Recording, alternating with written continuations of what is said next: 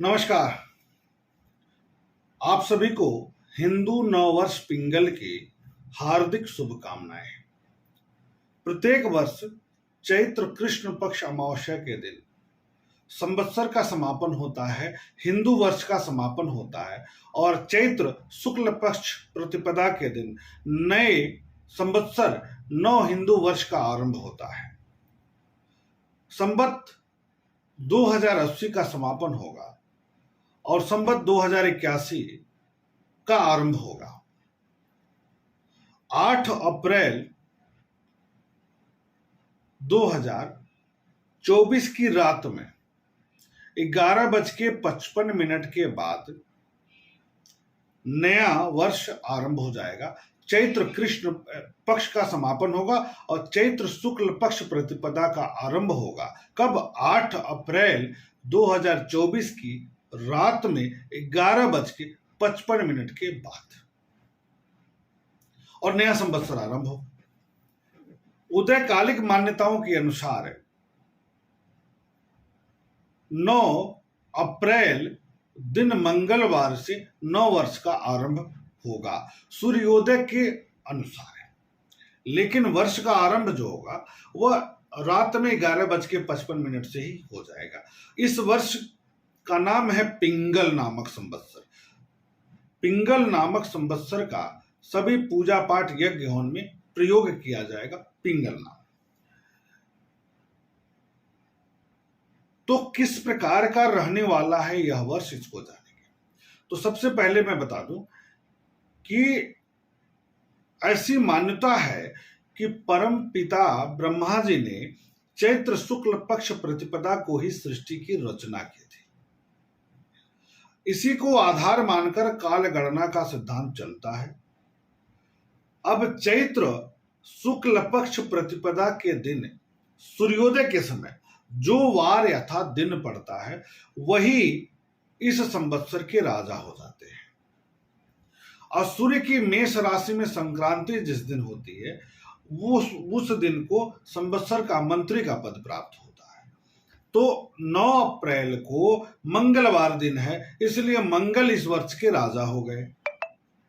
साथ ही सूर्य की जो संक्रांति है मेष राशि की वह शनिवार के दिन होगी, इसलिए शनि महाराज को मंत्री का पद मिल गया। तो मंगल हो गए राजा और मंत्री हो गए शनिदेव।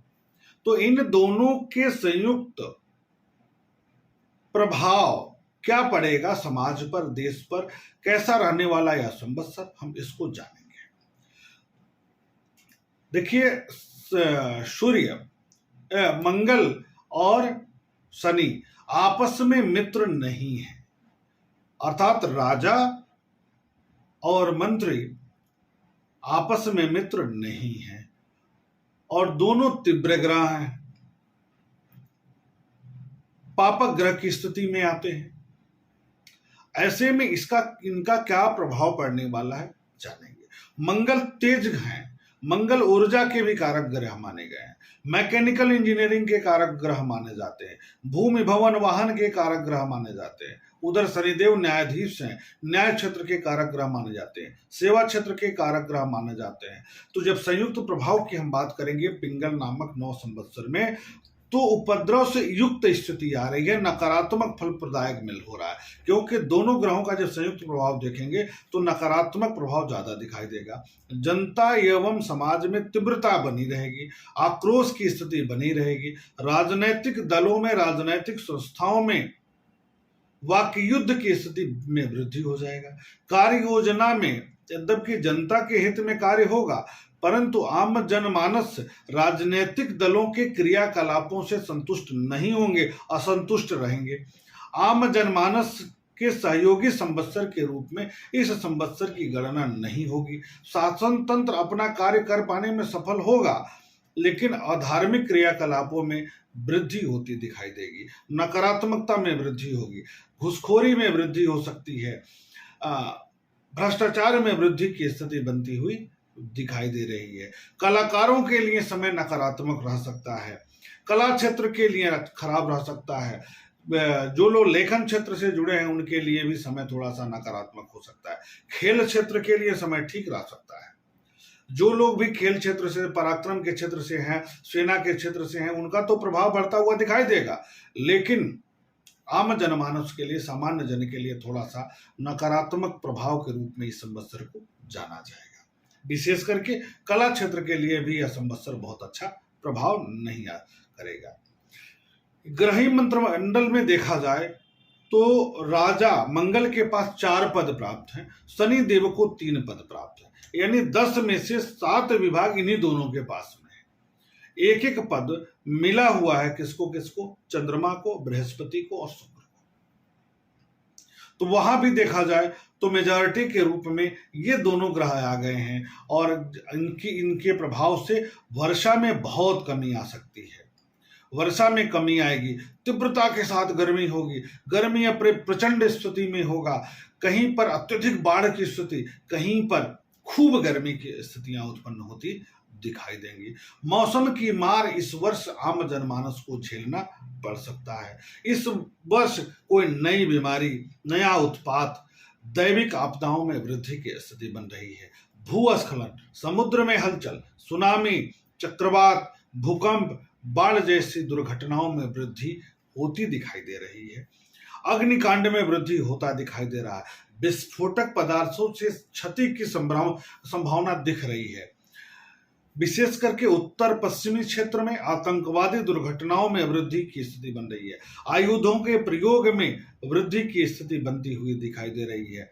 सत्ता पर आसीन व्यक्तियों द्वारा आम जनमानस पर कुछ नकारात्मक निर्णय लिए जा सकते हैं। आम जनमानस के लिए थोड़ा सा नकारात्मक प्रभाव स्थापित होता दिखाई दे रहा है सत्ता पर काबिज लोगों के द्वारा। ये तो रही राजा का प्रभाव, राजा मंगल का प्रभाव। शनि देव का क्या प्रभाव होगा? शनि देव का प्रभाव होगा कि वर्षा में न्यूनता आएगी, कमी आ जाएगी। साथ ही साथ न्यायपालिका अपना हस्तक्षेप करना चाहेगी।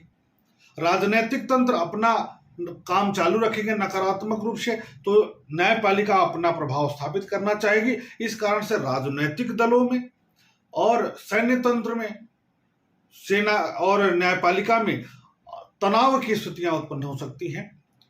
हो सकता है कि न्यायपालिका को कुछ नए निर्णय लेने पड़े, कुछ कड़े निर्णय लेने पड़े, इसका ध्यान देना पड़ेगा। दोनों में टकराव की स्थितियां बनती हुई दिखेंगी। किसमें किसमें? राजनीतिक दलों में, सरकारी तंत्र से जुड़े लोगों में और सैन्य क्षेत्र, पुलिस बल के लोगों में, इन सभी में और न्यायपालिका के मध्य में तनाव की स्थितियां उत्पन्न होती दिखाई दे रही हैं।